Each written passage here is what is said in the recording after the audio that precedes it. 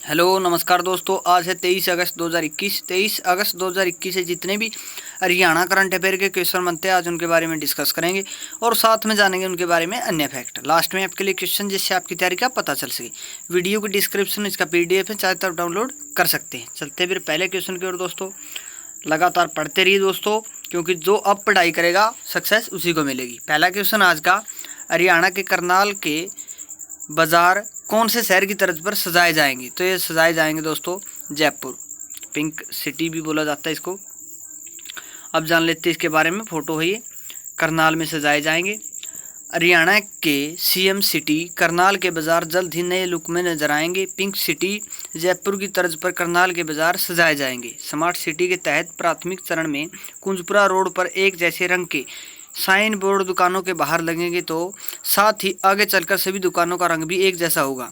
ऐसा नज़ारा जयपुर शहर में हवा महल, बड़ी चौपट व छोटी चौपट समेत परकोटे के अंदर बसे सभी बाजारों का है। यहाँ बाजारों का रंग भी गुलाबी है। तो इसी तरह से सजाए जाएंगे करनाल के अंदर। करनाल की बात आई तो करनाल के बारे में जान लेते हैं मैप में। ये रहा दोस्तों करनाल। इसकी सीमा कैथल, जींद, पानीपत, कुरुक्षेत्र, यमुनानगर, यहाँ यमुना नदी बहती है और यूपी से भी इसकी सीमा लगती है। जान लेते हैं अब करनाल के बारे में। स्थापना हुई थी 1 नवंबर 1966 को। नेशनल हाईवे है 709A 115।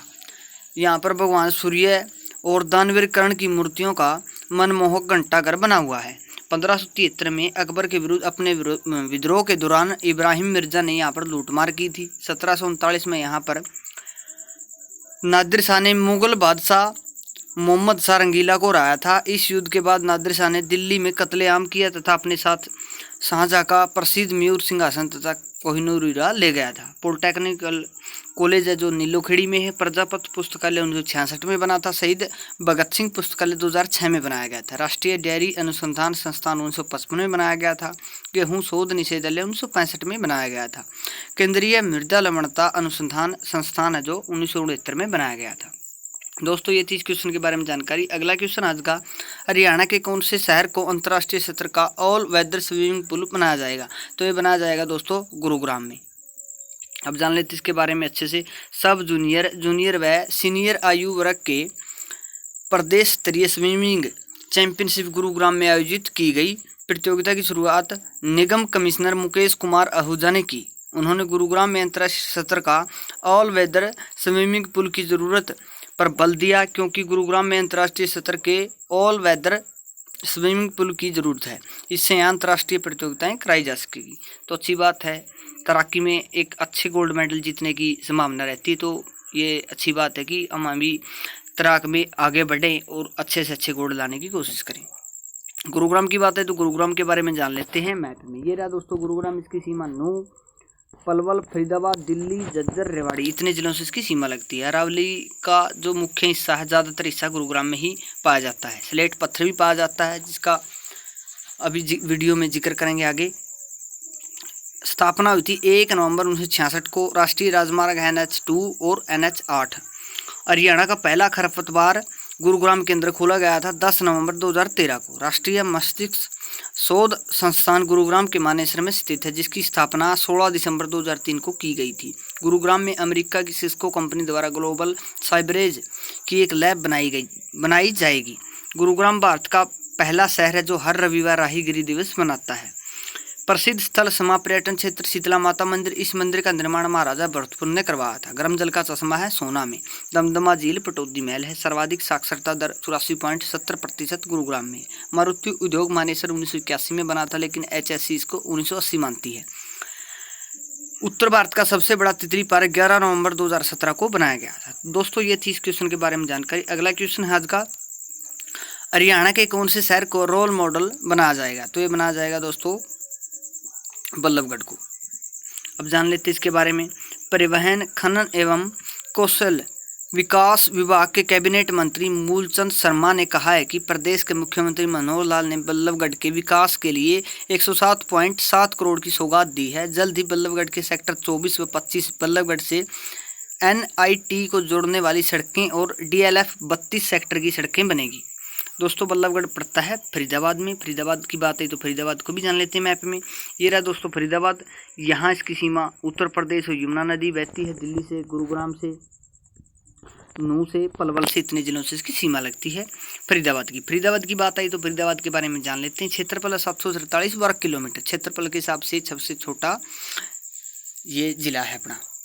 15 अगस्त 1979 को फरीदाबाद जिला हरियाणा के 92वें जिले के रूप में अस्तित्व में आया। फरीदाबाद शहर की स्थापना प्रसिद्ध सूफी संत फरीद बाबा ने 1607 ईस्वी में की थी। सर्वाधिक महिलाओं की संख्या फरीदाबाद शहर में है। सर्वाधिक नगरीय जनसंख्या वाला जिला है। सूरजकुंड को पहले मयूर झील के रूप में जाना जाता था।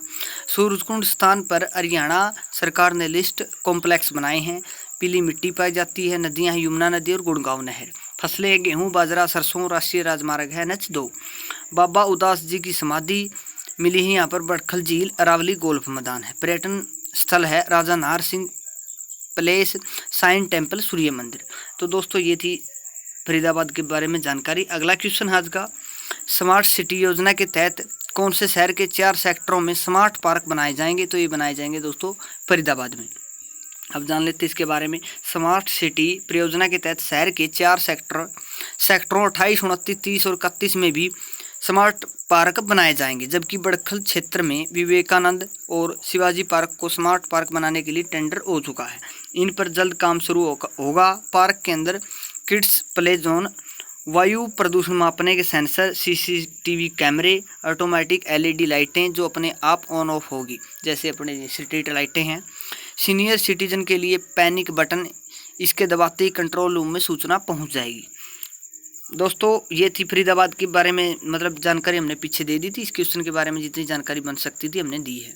अगला क्वेश्चन है, हरियाणा में प्रतिवर्ष कितने रोजगार मेले आयोजित करने का लक्ष्य रखा गया है? तो दोस्तों ये रखे जाएंगे 200, क्योंकि ये पीछे एक न्यूज़ भी आई थी कि 75% लोगों को, स्थानीय लोगों को, मतलब हरियाणा जहाँ भी कंपनी लगेगी नहीं वहाँ के लोगों को 75% नौकरी मिलेगी। तो बाद में ये बोल भी दिया था कि D ग्रुप की नौकरी मिलेगी, जैसे कोई पानी पियाना वाला है, चपड़ासी है, इस तरह की नौकरी मिलेगी और ABC की नौकरी नहीं मिलेगी। ये तो एक कहने की बात है, राजनीति है। दुष्यंत चौटाला ने इसके बारे में कहा है, तो जान लेते हैं अब इसके बारे में। 200 हर साल इतने 200 रोजगार मेले लगाने की योजना बनाई गई है। हरियाणा सरकार द्वारा निजी क्षेत्र में युवाओं को रोजगार के अवसर प्रदान करने के लिए प्रतिवर्ष 200 रोजगार मेले आयोजित करने का लक्ष्य रखा गया है। इसके अंतर्गत राज्य के प्रत्येक जिले में जिला रोजगार कार्यालय द्वारा प्रति तिमाही कम से कम एक रोजगार मेला या प्लेसमेंट ड्राइव आयोजित करना अनिवार्य है। ITI, पॉलिटेक्निकल, उच्च शिक्षण संस्थानों से एकत्रित कर हरियाणा के युवाओं का वितरण रोजगार पोर्टल पर संकलित किया जाएगा। तो दोस्तों ये थी इस क्वेश्चन के बारे में जानकारी। अगला क्वेश्चन है आज का, हरियाणा में कहाँ पर मारुति सुजुकी का नया प्लांट लगाया जाएगा? तो ये लगाया जाएगा खरखोदा में, जो कि सोनीपत में पड़ता है। अब जान लेते हैं इस क्वेश्चन के बारे में। IMT को विकसित करने के लिए PWD रेस्ट हाउस में IMT खरखोदा इंडस्ट्रीज एसोसिएशन के प्रधान राजीव दहिया का कहना है कि IMT की 900 एकड़ जमीन पर मारुति सुजुकी अपना प्लांट लगाना चाहती है, जिसके लिए प्रस्तावित जमीन के एक हिस्से पर पहले से अलॉट किए जा चुके हैं। 15 प्लाट धारकों को दूसरी जगह शिफ्ट करने पर सहमति बन गई है। अब जल्द ही IMT खरखोदा में मारुति सुजुकी का प्लांट लगने की आधिकारिक घोषणा हो सकती है। तो लगा नहीं है अभी तक, लगने की संभावना है, तो अच्छी बात है। लगेगा तो रोजगार भी मिलेगा, वहाँ के जो भी निजी क्षेत्र में हैं, जो भी आसपास में पढ़ते हैं, उनको रोजगार मिलने की संभावना बढ़ जाती है। ये खरखोदा पड़ता है सोनीपत में। सोनीपत की बात आई तो सोनीपत के बारे में मैप में जान लेते हैं। ये रहा सोनीपत। यहाँ से उत्तर प्रदेश से सीमा यमुना नदी बहती है।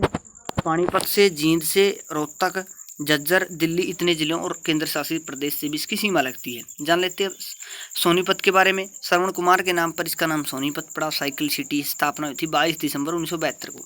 इसी दिन भिवानी की भी स्थापना हुई थी। नेशनल हाईवे है 44 और 709। प्रसिद्ध स्थल है ख्वाजा खिजर का मकबरा, पीर जमाल की मज़ार, मामू बांजा दरगाह। मेले सतकुंबा मेला, बाबा जिंदे का मेला, बाबा कृष्णाराम का मेला, डेरा नगन बालकनाथ का मेला।